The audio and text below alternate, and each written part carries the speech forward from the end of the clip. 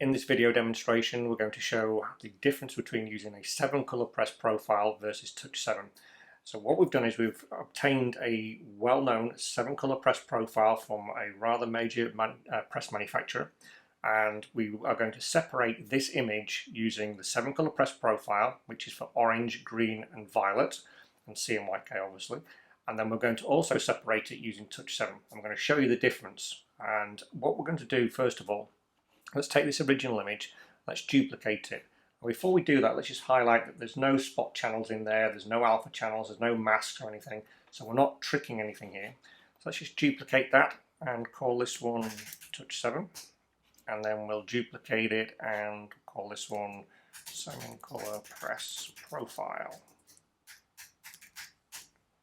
Okay, so we've now got all three of them. Let's just take the 7-color press profile and pin it at the side next to the Touch7. So first of all, let's do the Touch7. So all we're going to do here is we're going to separate this for OGV workflow.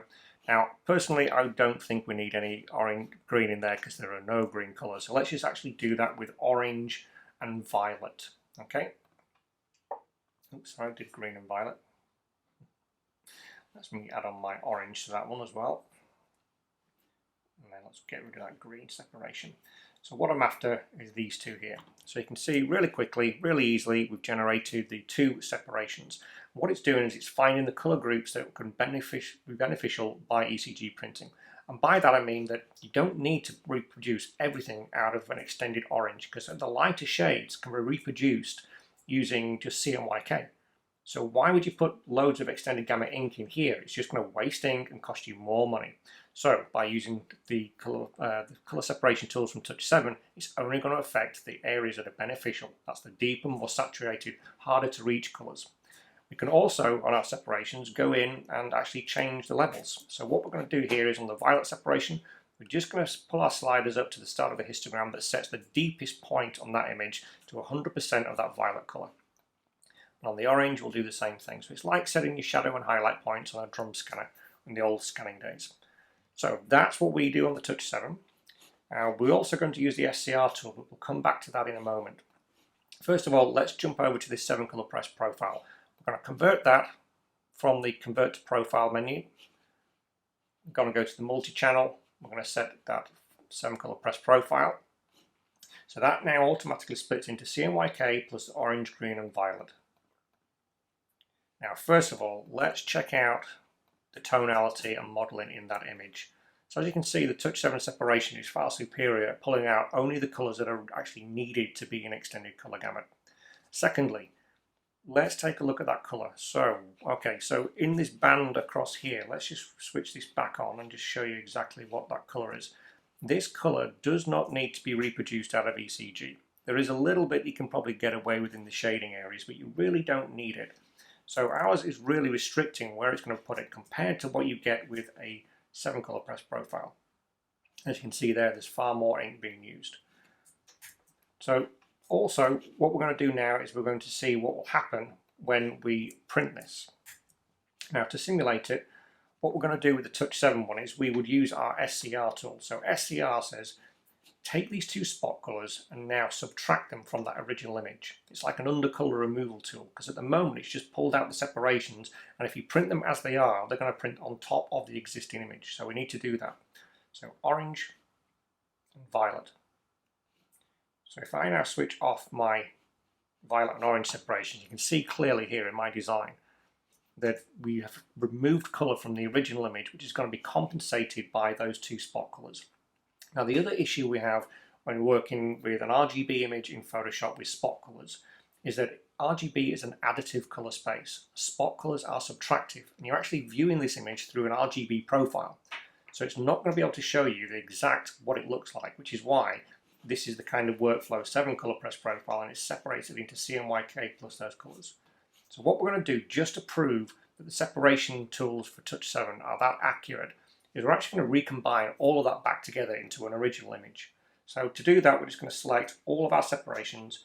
We're going to go to the flyout menu, merge spot channels, and it's going to merge those two spot channels that we created. And remember, we removed those colours from the image as well. It's going to merge it all back together. So this is where the magic happens. That image will now be an exact perfect match to the original RGB image that we started from, which, as we can see here, is far, far different to what we get with the 7 color press profile. So let's now take a look at the original RGB image. So go back to that original image, and to do this, what I'm going to do, just to show you that it's the same image, there's no masks, no paths, we're just going to select all, and we're going to go to the copy. So I'm basically going down to the copy menu here.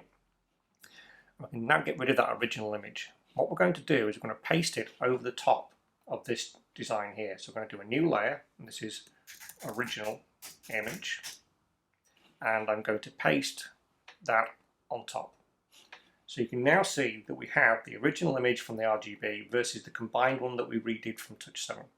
And I'm switching this on and off, and you can see there is absolutely no change in data between the two, which means that Touch7 plugins is fast, it's effective, it's efficient, and it's an ink saving tool as well. So why use a 7 color press profile that you have no control of? You don't have the creativity. It's everything or nothing. And also check out the background. So the original image here, notice the grey balance? Well, it doesn't really look very grey to me on that 7 color press profile. So using 7 color press profiles are inherently and notoriously difficult to get your images right. You're never going to get it perfect. And that's because you're using the wrong mathematical model. Profiles don't work correctly. I'm sorry, but that's just the way it is. All the color information is already in the image. Why you need a profile to pull and extract that information out, I really don't know. But that's not what we do. We do this quick, effective, no masking. It's just beautiful. And of course, you do have the ability to then edit our separations as well before you do the SCR. So we could have gone in there, and let's just go back a little bit. Let's go back before we merge those spot channels. So in here, before we did the, let's get rid of the 2 SCRs, we could, if we want to, go in and rub things out. So we can decide, for example, we're going to use the dodge tool here, set it to highlights, I'm doing it at 25%, set your brush size, and if you want to, you can then go in and just tease areas out that you might not want to do, because you really, really don't want to have to do everything. You know, we can go in here, just do this bit, and then we can do our SCR. So really quick, really easy. That's the beauty of Touch7. Thank you. Have a great day.